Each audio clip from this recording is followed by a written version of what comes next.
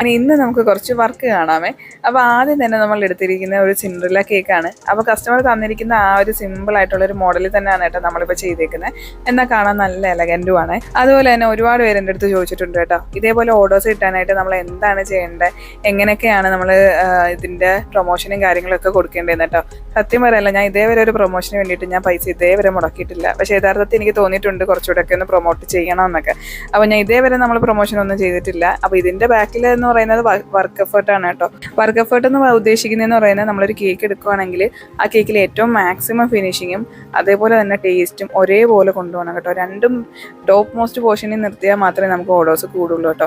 നല്ലൊരു കോമ്പറ്റീഷനുള്ള ഫീൽഡാണ്. അപ്പം ഇനി അങ്ങോട്ട് നമ്മൾ ഇതേപോലെ തന്നെ ക്വാളിറ്റി ആൻഡ് ക്വാണ്ടിറ്റി അത് രണ്ടും നോക്കുകയാണെങ്കിൽ നമുക്ക് ഉറപ്പായിട്ടും ഓർഡേഴ്സ് കൂടും കേട്ടോ. അതുപോലെ തന്നെ എല്ലാ കാര്യത്തിനും ഒരു ക്ഷമ വേണം കേട്ടോ. ഒരു ബിസിനസ് കറക്റ്റായിട്ട് മുന്നോട്ട് പോകാൻ ഒരുപാട് വർഷങ്ങളെടുക്കും. അപ്പോൾ അത്രയും നാളെ ക്ഷമിച്ചിരിക്കുകയാണെങ്കിൽ എല്ലാവർക്കും നല്ലൊരു പൊസിഷനിൽ എത്താൻ പറ്റും കേട്ടോ. അപ്പോൾ ഇന്നത്തെ വർക്ക് ഇത്രയൊക്കെ ആയിരുന്നു. അപ്പോൾ ഈ ഒരു കേക്കിനെ പറ്റി പറയുകയാണെങ്കിൽ എൻ്റെ ഒരു ബിഗ് ഫാനാണ് കേട്ടോ ഈ ഒരു മോള് യാമിക എന്ന് പറയുന്നത്.